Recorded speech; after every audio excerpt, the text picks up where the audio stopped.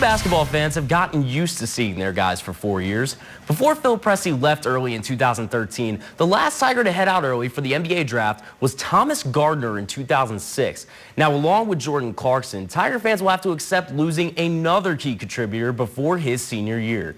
Jabari Brown, the SEC's leading scorer, will keep his name in the NBA draft pool and not return to Mizzou. Brown was Mizzou's most efficient and effective scorer last season, shooting 47% from the field and 41% from three. In just 2 seasons at Missouri, the Oakland native became the 5th fastest player in program history to reach 1,000 career points. He joins fellow guard Jordan Clarkson in declaring for the pros. Brown is the 8th underclassman in MU history to head out early for the NBA draft. Now, with Brown, Clarkson, and Ernest Ross all gone, these are the top 3 returning Tigers in terms of scoring. As you can see, Jonathan Williams III, Ryan Rosberg, and Wes Clark all did not average in double figures last season. In fact, these 3 only scored in double digits 10 times over that campaign. The 3 combined for 508 points over last year, which totaled only about 20% of the Tigers' points. The Mizzou tennis team was only able to get 1 conference win during the regular season. Starting yesterday, they hope to have better luck and cause a bit of a racket in the SEC tournament. Missouri was taking on Arkansas in the first round, and in the #1 doubles match, Sierra Gayton-Leach and Rachel Stuhlman get this point for the win over the Razorbacks. But the drama was in the #3 doubles match as Kelly Hine and Cassidy Spearman were down by a couple games, but the duo battles back here as Hine gets the backhand to put them up 7-6 in the set. They look to finish the comeback here, and they do, to pull off the victory and give Mizzou a point and the overall doubles victory. Now in the singles competition, Cassidy Spearman nails a nasty forehand here to take the first set and win her match. Mizzou takes the overall match 4-0, and they'll play Texas A&M in the next round today. The Cardinals are in 2nd place in the NL Central right now. That's no big deal. It's early in the year. It's not a big surprise. What is surprising is who the Birds are chasing, the Milwaukee Brewers. St. Louis has picked up 2 wins to pull within a game of the Brew Crew and was looking for the sweep to tie Milwaukee in the standings.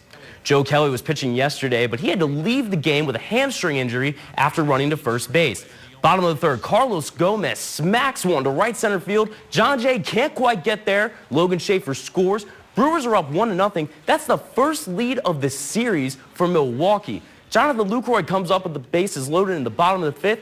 He likes this leading stuff. Let's extend that lead a little bit. He singles in 2 runners for the Brewers. They're up 3-0. Cardinals trying to get back in this thing. In the top of the 6th, Alan Craig will go opposite field over the right field wall to give the Cardinals a run. But that's really all the Cardinals can muster up in this game, as in the top of the 9th with runners on 2nd and 3rd, Francisco Rodriguez strikes out Matt Carpenter. The Brewers avoid the sweep and take this one 5-1. Cardinals will play today in Washington. The Royals were looking for their 2nd win in Houston last night. Top of the 2nd, Danny Valencia hits his first home run of the season. That's only the 3rd homer this year so far for Kansas City. Going into the bottom of the 3rd, man on first, Jason Castro answers with a homer of his own. That's his 3rd dinger of the year, and the Astros are up 2-1. Going into the bottom of the 6th, tied at 2. If you guys haven't sensed a theme yet, there were kind of some home runs in this game. Mike Krause blasts one over the left field wall himself, and Houston's up 4-2. Kansas City wastes no time coming back, though, as in the next inning, Salvador Perez singles with the bases loaded to score 2 runners. We are tied at 4, and we're going to extras.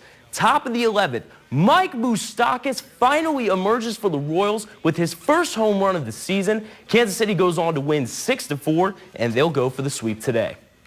The Missouri women's softball team has been red hot lately. The Tigers have won 6 straight games coming into yesterday's doubleheader against Iowa, who they already beat once this year. But the Tigers couldn't hold on in the first game and lost 3-1. All 3 of Iowa's runs were unearned, and the Tigers could only muster up 4 hits. It was a much more high-scoring affair in the second game, but Mizzou fell short again, losing 13-9. The biggest Missouri bright spot was sophomore Taylor Gadbois. She went 5 for 8 and had 4 steals over the 2 games. The Maryville native leads the SEC in stolen bases with 38. And that'll do it for sports.